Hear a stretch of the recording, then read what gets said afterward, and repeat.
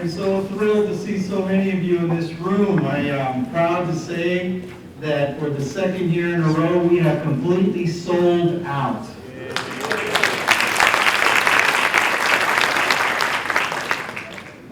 You know, it's hard to believe that it's only been 6 years that we came together to found this wonderful coalition. I mean, this is truly a movement because, we don't often get together in this big a room as people in aging per se. I mean, there's other interests and what brings us together, but aging doesn't normally do this. But we've been able to create a movement that has brought many of you into this. And, I appreciate you being part of this movement and having the compassion and the will to want to do something, to make a difference. Because the assault does continue. Perhaps we don't feel it as strongly from the state, but there are conversations being had at the congressional federal level. And they're talking about tinkering with Social Security and Medicare. Older Americans Act hasn't been reauthorized. So there's still so much work to be done. And although we're here in Los Angeles, we are an important player. We are very key to the movement because strategically LA matters. As LA goes, so does California. As California goes, so does the rest of the country. So, we can either choose to have things come down on us, or we can do something about it and build from the ground up and create this grassroots movement and keep that going. So I am so thrilled that as part of this movement, we have, I think, a very exciting agenda for today.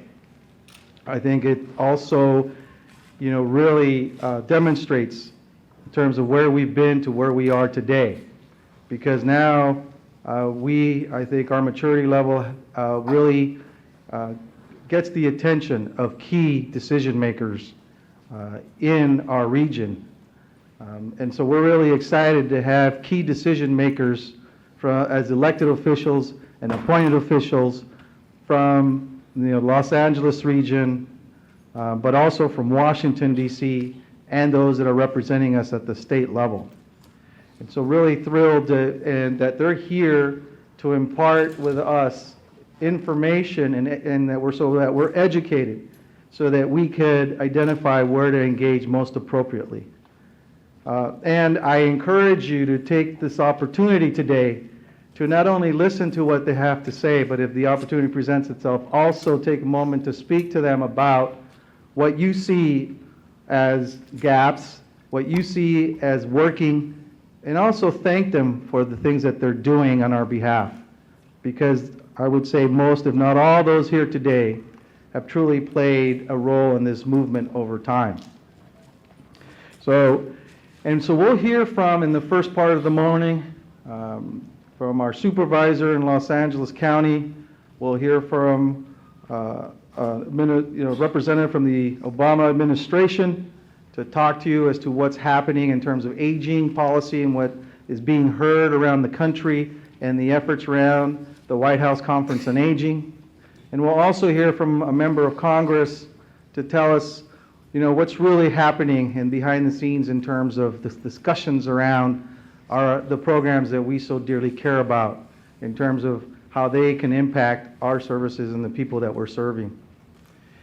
So we're really excited, and then beyond that, we're going to take the opportunity to recognize someone who was truly part of our advocacy team, part of our advocacy family, who unfortunately, I think, despite the chronological years, I still think he went too soon, but he certainly left a legacy.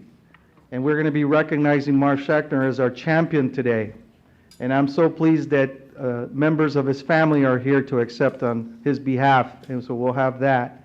And in the afternoon, we're going to close off with two panels, which I think are timely.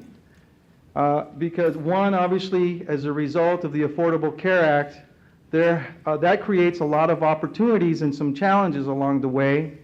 And there are some, in terms of the opportunities, there are some models that are being discussed and presented, but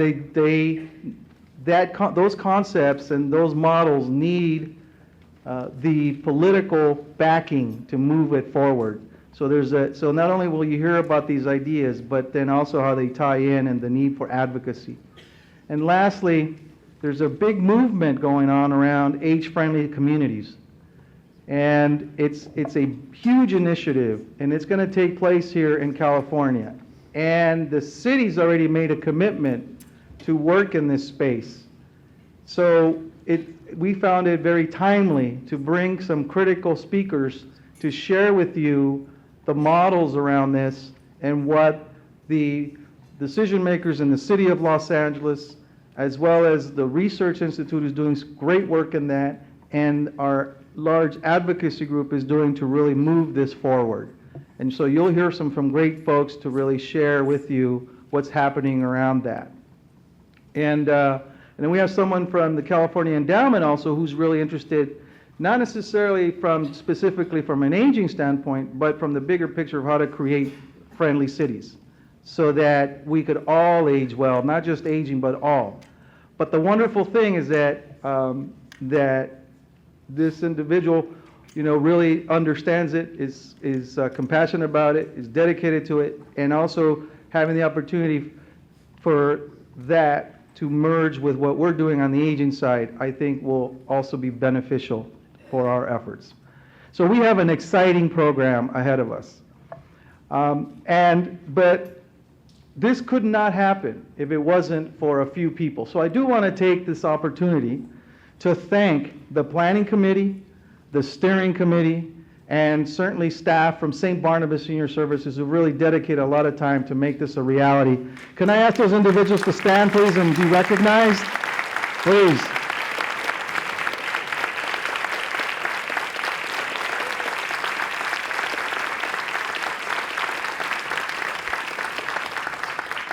I also want to thank our sponsors. We like to believe that we could just do this out of our goodwill and sweat equity, but it can't. And we do need support. And I really am grateful for the sponsors that have come forward to really support this event. I in particularly like to recognize our champion sponsors, AARP and LA Care Health Plan, as well as our leadership sponsor, Southern California Gas Company, Altamed, Care First Health Plan. And of course, our convening sponsor, St. Barnabas Senior Services. Thank you all. And I also want to make mention that I always want to give credit to the co-founders, but there was also folks who really took the plan and really helped to execute. And one of those early come to the table people who said, "I want to help you," was Carmen Reyes. Carmen, you deserve some credit. Thank you very much. Sherry Reward, you followed and you kept that going. And of course, today you've all met Miss Lovelace, Casey Lovelace. Dawn, where are you? She's probably out and about, but we need that kind of leadership to keep it going. And I'd just like to also recognize and sort of say that you've made it in terms of this coalition when you've got the former assistant secretary coming to visit you and observe. Fernando Torres Gil's here with us today.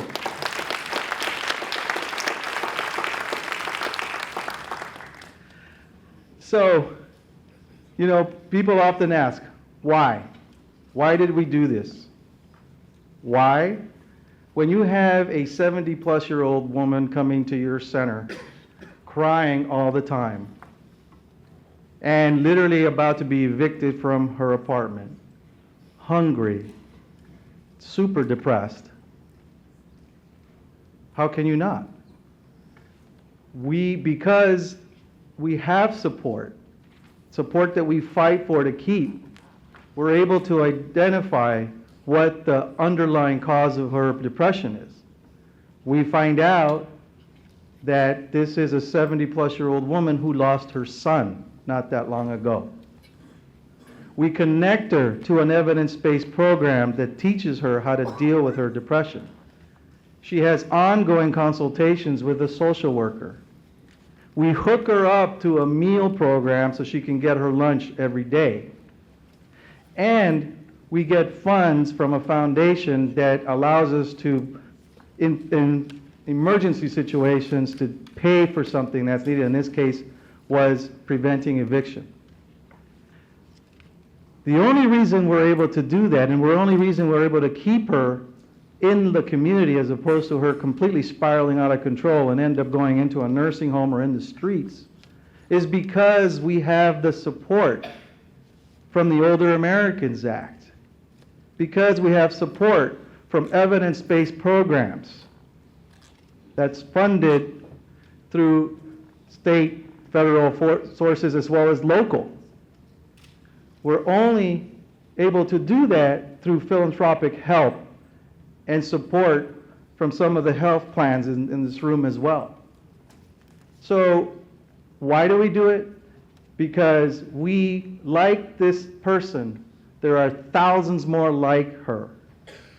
And we need to keep that support, to keep these folks living with dignity, respect, and independence in the community, not in a nursing home. And that's what we're about, and that's why we're here.